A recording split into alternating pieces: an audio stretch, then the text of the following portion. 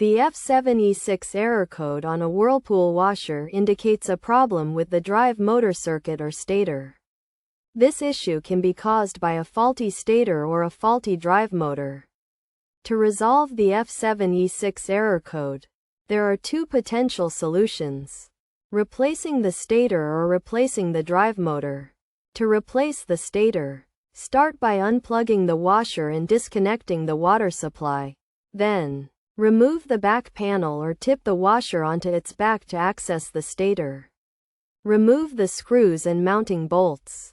Disconnect the sensor and wire harnesses. And carefully take out the stator. Next, align the new stator with the old one's position.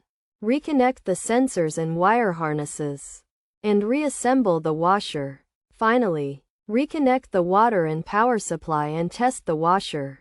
Alternatively, to replace the drive motor, unplug the washer, disconnect the water supply, and tip the washer to access the rear panel.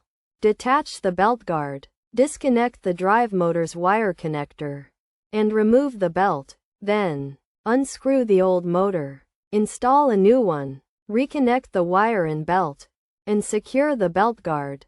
Once this is done, reattach the water and power supply and test the washer to ensure the issue is resolved.